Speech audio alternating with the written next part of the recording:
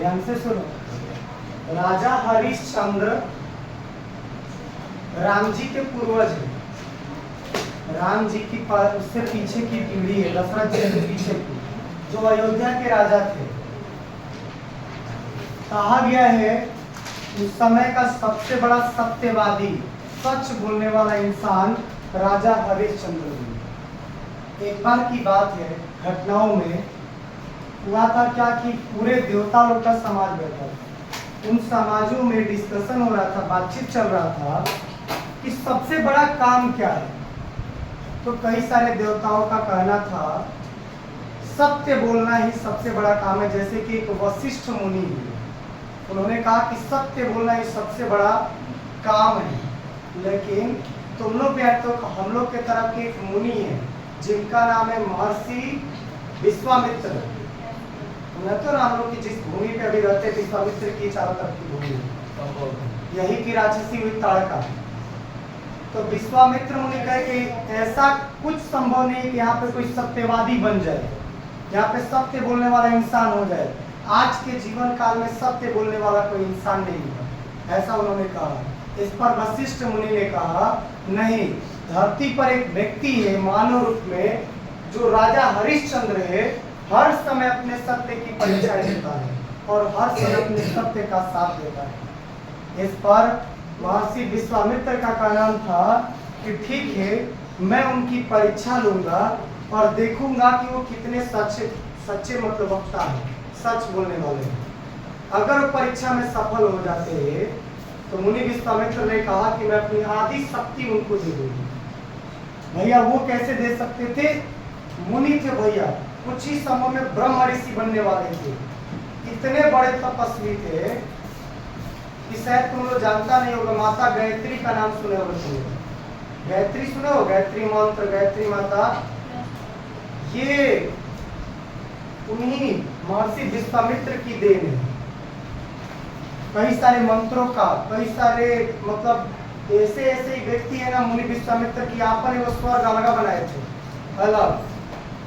मुनि विश्वामित्र अपनी तपस्या से इतने प्रभावशाली थे। हुआ क्या, राजा हरिश्चंद्र की परीक्षा लेने के लिए मुनि विश्वामित्र अयोध्या आए। राज में जैसे ही गए तो मुनियों का हर जगह पर आदर होता था। राजा हरिश्चंद्र के पास गए, ठीक है, वो अच्छे से आदर सत्कार किए और बोले कि महर्षि आपको क्या चाहिए, क्योंकि वो एक सत्य वक्ता थे, हमेशा सत्य बोलते थे।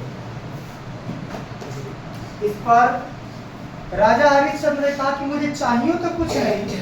तो राजा हरिश्चंद्र ने, मुनि विश्वामित्र ने कहा मुझे चाहिए तो कुछ नहीं, लेकिन मैं एक बहुत कठोर तपस्या करने वाला हूँ, यज्ञ, जिसके लिए मुझे कुछ धन की आवश्यकता है। ऐसा मत सोचना कि मुनि विश्वामित्र के पास धन नहीं था। अपनी तपस्या से इतने प्रभावशाली थे कि उनके पास धन इतना था कि पल भर में चाहे तो धरती से आसमान को ठेका दे।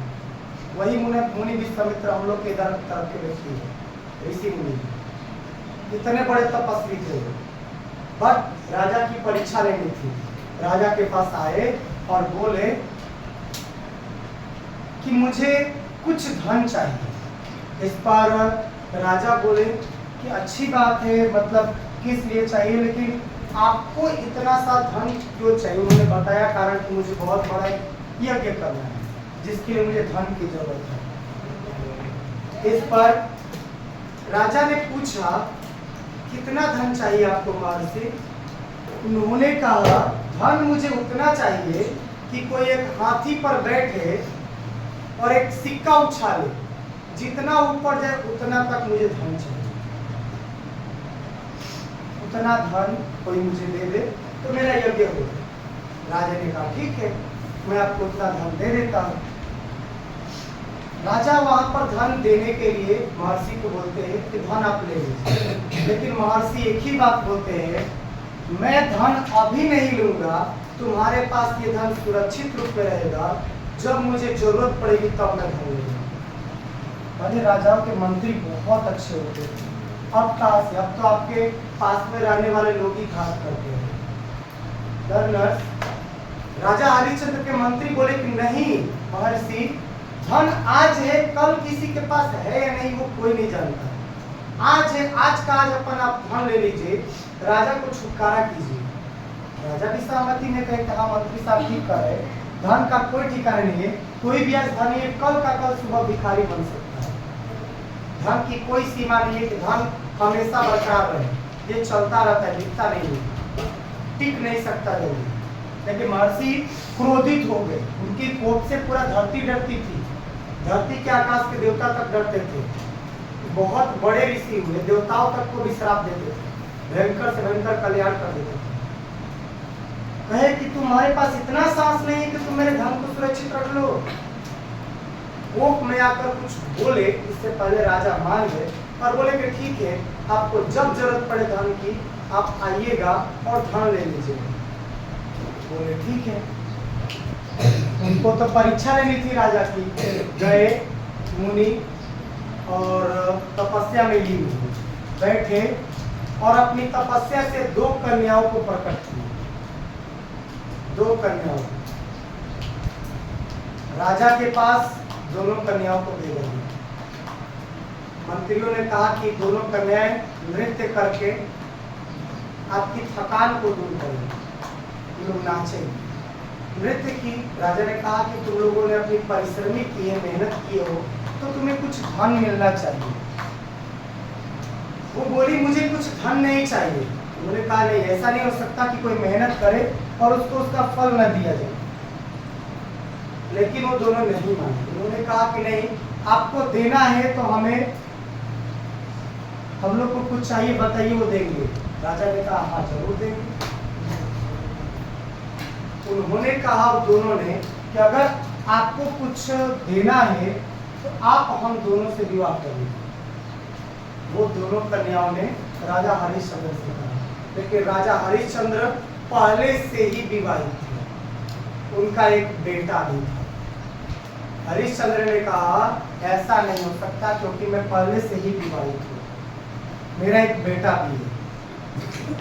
अब वो कन्याएं प्रलोभन देने लगी कि ऐसी कोई बात नहीं, आप राजा है, राजाओं के पास 1 क्या 2-2 3-3 4-4 5-5 शादियां चलती हैं। लेकिन राजा ने कहा नहीं, ये धर्म के विरुद्ध है और ये गलत आचरण है, ऐसा करना उचित नहीं है। जिस पर उन दोनों कन्याओं अपना अपमान समझी कि राजा ने हमारा तिरस्कार किया। मुनि विश्वामित्र का एक चेला था, उसने कहा कि देखिए अगर आपकी दोनों लड़कियों को स्वीकार नहीं करेंगे तो मुनि विश्वामित्र कोप हो जाएंगे, क्रोधित हो जाएंगे, और उनके क्रोध को तो आप जानते हैं कि आप क्या कर देंगे उनको। उन्होंने कहा चाहे कुछ हो जाए मैं गलत आचरण तो नहीं करूंगा, क्योंकि मेरी पहले से ही शादी हो चुकी है। इस पर वो दोनों कन्याएं मुनि विश्वामित्र के पास जाती है, क्रोधित होकर एकदम चिल्लाते हुए राजा के पास आते हैं। राजा से आकर बोलते हैं मुनि विश्वामित्र, तुमने मेरी दोनों कन्याओं जो कि मेरी बेटी स्वरूपा थी उसका तुमने अपमान किया है, ऐसा कैसे कर सकते हो? दोनों मेरी बेटी समान थी, मैंने उनको उत्पन्न कराया था, तुमने उससे शादी क्यों नहीं किया? उनके मन को तुमने दुखाया। बहुत सारी बातें कटु वाली क्रोधित होकर बोलते, क्योंकि बहुत क्रोध में जल्दी पूरा चिल्लाने लगते हैं। लेकिन राजा हरिश्चंद्र अपनी बातों पर अडिग रहते हैं कि मैं धर्म को और सत्य को नहीं छोड़ सकता, उस बात पर अडिग रहूंगा, चाहे मुझे कुछ भी करना पड़े, मैं राज छोड़ दूंगा लेकिन शादी नहीं करूंगा। मुनि विश्वामित्र तो यही पल देख रहे थे। उन्होंने कहा तुम राज छोड़ दोगे? बोले हाँ मैं राज छोड़ दूंगा लेकिन मैं शादी नहीं करूंगा क्योंकि मैं विवाहित हूँ। उन्होंने कहा तब छोड़ दो, पल भर मत गमो, ये तत्काल मुझे पूरा अयोध्या का राज मुझे दो। मुनि विश्वामित्र ने उनसे वो पूरी अयोध्या का शासन जैसे ही लेना चाहा, पूरी अयोध्या वालों ने भीड़ लगाकर एकदम चिल्लाना शुरू कर दिए कि नहीं, हमें ऐसा राजा कभी मिलेगा नहीं, जब आप ऐसे नहीं कर सकते। इस पर मुनि विश्वामित्र ने कहा राजा हरिश्चंद्र से कि तुम देशद्रोही का काम कर रहे हो, राज जब मैंने लिया है तो ये लोग मेरी सुनेगा कि तुम्हारी सुनेगा? ये लोग से कहो कि आज से मैं तुम लोग का राजा हूं, मेरी बातों को नहीं मानो। राजा हरिश्चंद्र अयोध्या वालों को समझाते हैं और मुनि विश्वामित्र को पूरा अयोध्या का राज सौंप देते हैं। ये मत सोचना अयोध्या उस समय एक छोटी सी जगह थी, नहीं भैया, पूरे काल जगह को पूरी संभालती थी अकेले। मुनि विश्वामित्र को राजा हरिश्चंद्र यही थे जिन्होंने अपना अयोध्या का राजपाट छोड़ दिया। अब जैसे वहां से अपनी अभी इतना पे भी नहीं छोड़े, उन्होंने कहा कि ठीक है तुम तो छोड़ रहे हो, तुम्हारी पत्नी और बेटा चिल्लाने लगे तो कि मैं राजपाट करूंगा। पत्नी सोचो इतनी धर्मशील और गुणवान थी, उसने सीधा बोला कि नहीं, मेरे पति का जो निर्णय है वही मुझे स्वीकार है। उसकी पत्नी तत्काल महल छोड़ के चल गई। जैसे ही जाने लगी मुनि विश्वामित्र ने रोक के बोले कहाँ जा रहे हो? जब तुमने राजपाट छोड़ दिया, सारा राज्य मुझे दे दिया, तो ये सब गहना वाला जो पहने हुए हो ये किसका है? ये सब भी तो मेरा हुआ, सब उतार के। राजकुमार, हरिश्चंद्र की पत्नी, हरिश्चंद्र, सब लोगों ने अपना गहना उतार के दे दिया। अब इन लोगों के पास कुछ नहीं बचा, अब राज छोड़ के चल गए। फिर तत्काल मुनि विश्वामित्र ने उनको रोक के पता है क्या बोले? वो बता सकता है ऐसे कैसे जा रहे हो? तुमने तो अभी मेरा उधार ही नहीं चुकाया।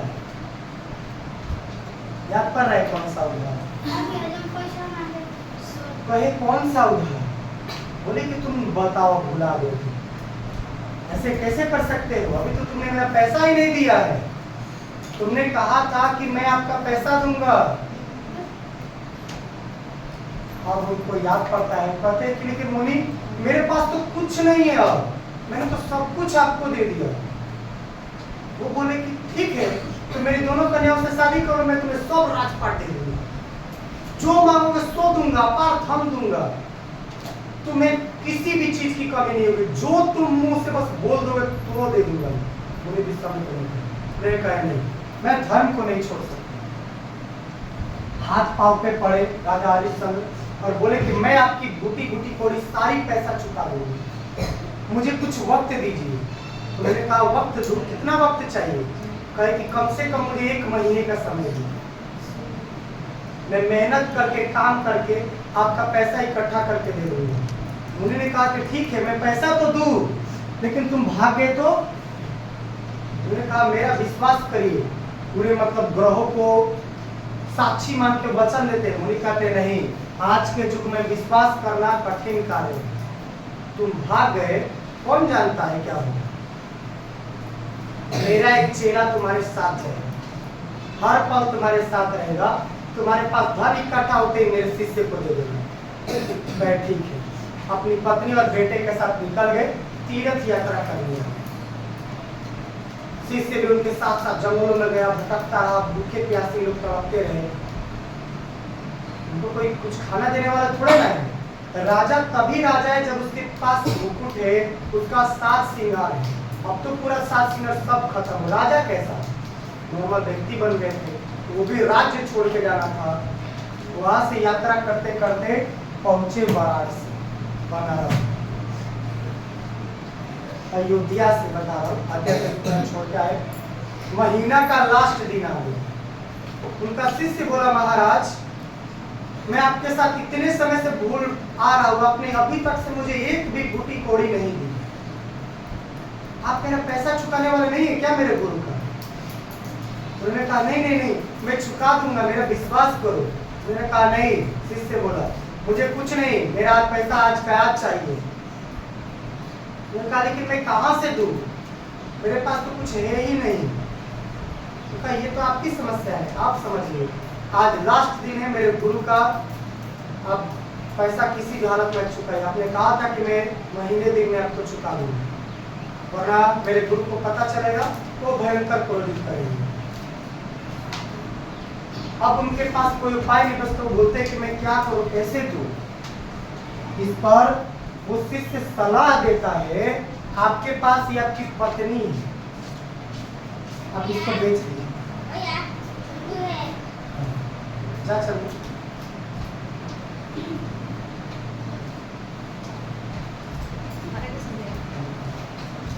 चिल्लाई बोलेंगे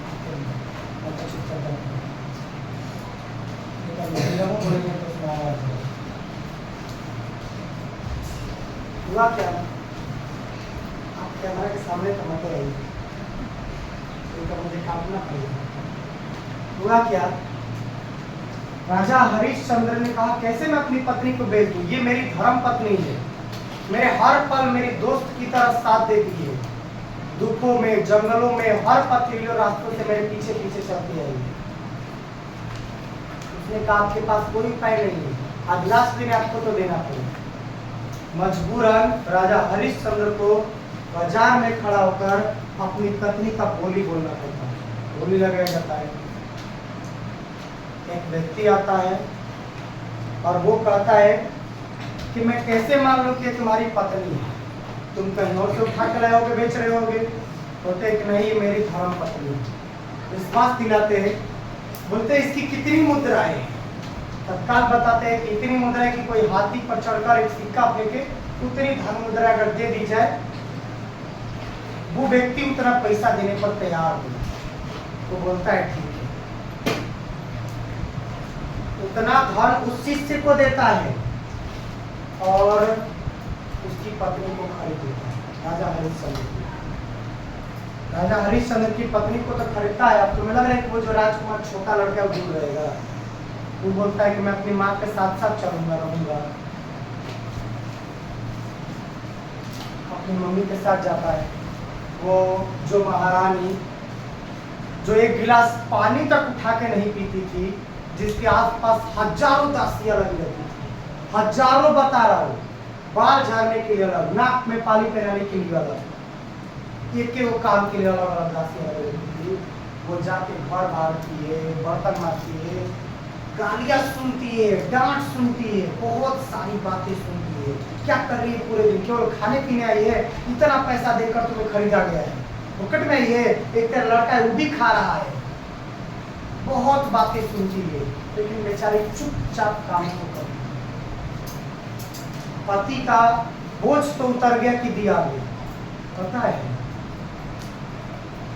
उसी समय मुनि विश्वामित्र तो बहुत बड़े तपस्वी थे, थोड़ी ही देर के बाद अपने शिष्य के पास तत्काल प्रकट होते हैं और बोलते हैं क्या कर रहा है, आराम कर रहा है। तो उन्होंने कहा हाँ पैसा मिल गया। बोले कैसे मिल गया, तू इतने दिनों से इन लोगों के साथ चल रहा है, तेरा मेहनताना कहाँ गया, जाके बोल तुमने जितना दिया है ये मेरा मेहनताना है, मैंने दुख सहा है, भूख सहा है, ये सब मेरा मेहनताना है, अभी तो गुरु का तुमने पैसा चुकाया ही। मुनि विश्वामित्र चले जाते हैं, शिष्य राजा हरिश्चंद्र के पास जाते जो इसी तरह फटे हुए कपड़ों में इसी तरह बैठे हुए रहते हैं। जाके बोलता है आपने अभी मेरे गुरु का धन नहीं दिया। उन्होंने कहा कि कल ही तो आपका धन चुका है, जिसके कारण मेरी पत्नी और बेटे को बेचना पड़ गया। कहा शिष्य ने कि नहीं वो तो मेरा मेहनताना था, मैं महीने भर से आप लोग के पीछे पीछे चल रहा हूँ, भूख सह रहा हूँ, प्यास सह रहा हूँ, कटरीले पथरीले पत्थर पे चल रहा हूँ। अब बेचारे चिंतित हो जाते हैं। एक तो धन चुकाने के लिए कितना बड़ा चुकाना पड़ा, उनको अपनी पत्नी को बेचना पड़ेगा, बेटा को बेचना पड़ेगा। अब रिपीट उनके ऊपर फिर से प्रहार। राजा हरिश्चंद्र कहते हैं ठीक है मैं धन को चुका दूंगा। अब कहते कब चुकाओगे, बोलते हैं कि मेरे पास तो अभी कुछ है नहीं। सीधा से एक ही बात आता है, अब तुम खुद को बेच लो, धन मिल जाए। बेचने के लिए खड़ा करता है वही उनका शिष्य राजा हरिश्चंद्र को। खरीदने के लिए आता है एक वह व्यक्ति जो लाशों को जलाता है, उसको क्या कहते हैं, हाँ? जो लाश को जलाता है उसको क्या कहते हैं, फांसी उसी तरह खाता है, चंडाल। हाँ इसको चंडाल। एक चंडाल आता है मस्त नशे में गजेड़ी की तरह, हम हाँ करता हुआ आता है और आके बोलता है इसका कितना दाम है। वो बोलता है हाँ तुमसे नहीं खरीदाएगा, तुम आओ, तुम दूरे से है, तुम किसको कहाँ लेके जाओगे, तुम दूरे रहो, उधर हटो। इतना वो मांगता है, इतना मांगता है कि वो दूरे से मांगता है। कहता है नहीं मैं एक चीज पे किसी का हाथ रख दूं तो वो मेरी हो जाती है, मैं उसको खरीद लेता हूँ, बोलो इसका कितना मूल्य है। दूर जाके उनका शिष्य बोलता है इतनी मुद्रा दो कि एक मुद्रा को उछाला जाए हाथी पे बैठ के, जितना मुद्रा हो उतना दे दोगे तो मैं इसको बेच दूंगा, लेकिन तुम्हारे पास इतनी मुद्राएं नहीं होगी, तुम जाओ यहाँ से। बोलता है नहीं, बोल दिया है तो ये मेरी होगी। उस राजा हरिश्चंद्र को वो चंडाल खरीद लिया और खरीद कर अब शिष्य बता रहा हूँ, करुणा में इतनी बात है, वो शिष्य तक रोने लगता है, अपने गुरु से कहता है, गुरु जी कितनी और परीक्षाएं होगी, वो बेचारा सह नहीं पाएगा, इतनी कठोर परीक्षा ले रहे हो, अपनी पत्नी को बेच दिया, वो बेचारी दुख सह रही, इतना कि पल पल पूछो मत, पानी ढोकर लाती है, बर्तन मांजती है, इतने सारे रोजी रोजी काम कर रही है, आज तो इसने खुद को भी बेच दिया। वो कहते हैं गुरु जी का नाम था, तुम शांति से बैठे रहो। अब वो राजा हरिश्चंद्र जाते, इसी बनारसी में घाट है, तुम लोग देखा होगा, राजा हरिश्चंद्र घाट है, हरिश्चंद्र घाट, उस घाट पर लाश जलाने का कार्य करते हैं। इनके मालिक उस चंडाल का आदेश था, कोई भी आ जाए तुम्हें एक लाल कपड़ा या कपड़ा मिलना चाहिए और कुछ 2 रुपए मिलने चाहिए कम से कम, कभी किसी की लाश जलाना नहीं तो लाश जलाना। होता क्या है,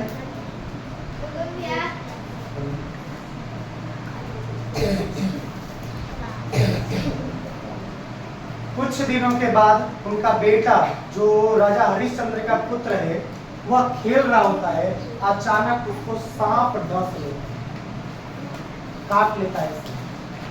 उसको सांप जैसे ही काटता है, अब वो बेचारे के पास पैसा थोड़े नहीं इलाज कराने के लिए, वो तो काम कर करके अपने बेचारी बेचाई हुई है, पैसे जुगाड़ कर रही है, लड़का मर जाता है और लड़का को लेकर राजा हरिश्चंद्र की पत्नी शमशान में जाती है। शमशान में अपने पति को सीधा देखती है खड़े हुए, जो लाशों को जला।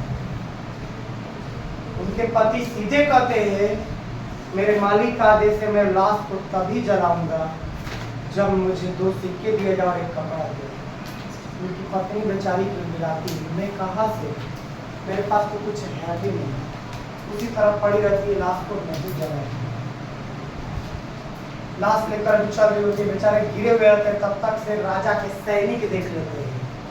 वो राजा के सैनिक रियलिटी में देखते नहीं, मैं मुनि विश्वामित्र का खेल रहा हूँ, उन्होंने माया रचते हैं।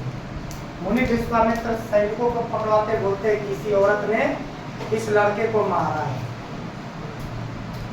उस औरत को पकड़ा जाता है, सीकड़ में बांधा जाता है और कहा जाता है कि इसने एक लड़के की जान ली है, इसीलिए इसको अब तो कहता है ना, इसको मुहैया धम है, इसको काट दिया जाता है, अब इसको सजा मुहैया कराई जाती है। और काटों खातिर चंडाले आते हैं, कीमत सोच रहे हैं कि काटे काट फांसी पर रखा होता है, अलग लोग आते हैं वहां पर काटने के लिए। इन्हीं राजा हरिश्चंद्र को बुलाया जाता है, चंडाल को सौंपा जाता है, क्योंकि वाराणसी की घटना है, बनारस की, बुलाया जाता है। देखते तो कहते नहीं, ये अपराध नहीं हो सकती है, कौन कह रहा है ये अपराधी है। हरिश्चंद्र का मालिक को चंडाल है, तो कहता है तुझे क्या मतलब है, तो निर्णय करने वाला राजा है, तुझे इससे कोई मतलब नहीं, तेरा काम है इसका गला काटना, फटाक से जल्दी से काट, एक काम खत्म कर, अगला पे चलना है, बुकिंग है, देरी नहीं करना है। शांत बोलता है कि अपराधन हो ही नहीं सकती है। अपनी पत्नी से पूछते कैसे हुआ ये, बोलती कि मेरा बेटा ऐसे ही पड़ा हुआ था, अचानक सैनिक देखे और उन्होंने सैनिक ने डायरेक्ट कहा ना कि राजकुमार को मैंने मारा है, उसको सिक्कड़ पर बांध कर लेकर चल दिए और ये सजा मुझे मुहैया करेगी। बेचारे सोचते हैं, लेकिन उनको तो अपन सत्य और धर्म पर निष्ठुर रहना था। खड़े होते और तलवार चलाने के लिए तैयार हुए, पत्नी का गला रखा जाता है काटने के लिए। जैसे ही तैयार होते हैं, मुनि विश्वामित्र तत्काल आते हुए कहते क्या कर रहा है, अपनी पत्नी को काटने चला है, इससे बड़ा अपराध क्या हो, तुम अपनी पत्नी को यहाँ पे काट रहा है। तो कहता है मैं सत्यवादी हरिश्चंद्र हूँ, सत्यवादी, सत्य बोलने वाला हूँ, धर्म पर चलने वाला हूँ, तो अपनी पत्नी को काट रहा है, ये कितना बड़ा अपराध कर रहा है। वो बोलते हैं कि मेरे मालिक का आदेश है, मैं खुद का भी नहीं हूँ कि मैं अपने आदेश का भी पालन करूँ। मुझे इन्होंने खरीद लिया है, तो उनके आदेश का मुझे पालन तो करना पड़ेगा ना। मेरे हर एक अंग, हर एक कामों पर इन्हीं का हक है। बोलते देख हरिश्चंद्र, अभी भी मान जा, तू मेरी दोनों कन्याओं से शादी कर ले, मैं तुम्हें अपार धन से भर दूंगा। दुनिया का वो सुख दूंगा जो किसी को मिला तक नहीं। तू जो बोलेगा वो दूंगा। बोलते कि मुनिवर, मैं कुछ भी करूंगा, अपने धर्म को तो नहीं छोड़ सकता हूँ, नहीं अपने सत्य को छोड़ सकता हूँ। ऊपर से उनका मालिक चिल्लाता है, जल्दी काम कर। बेचारे तलवार उठाते हैं, जैसे ही काटने चलते हैं तत्काल उनकी पत्नी के गले में माला आ जाता है। इसीलिए बोल रहा हूँ कि देखो ये घटना जब कहीं और फिर हम लोग के पास ही वाराणसी जो हम लोग के शुरू में तत्काल माला आ जाता है।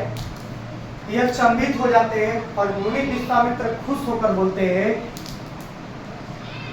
मान गया तुझको राजा हरिश्चंद्र कि तेरे जितना बड़ा इस धरती पर रहकर आज मैं तुमको बता रहा हूं कि तेरे जितना बड़ा कोई देवता तक नहीं है कि जो इतना सत्यवादी और सत्य के रास्तों पर चल सके। तेरी पूजा देवता तक करते हैं। और उन्होंने ही नाम दिया सत्यवादी हरिश्चंद्र। उन्हें विश्वामित्र का दिया हुआ नाम हरिश्चंद्र नाम था, लेकिन उससे पहले उनका नाम बना सत्यवादी हरिश्चंद्र।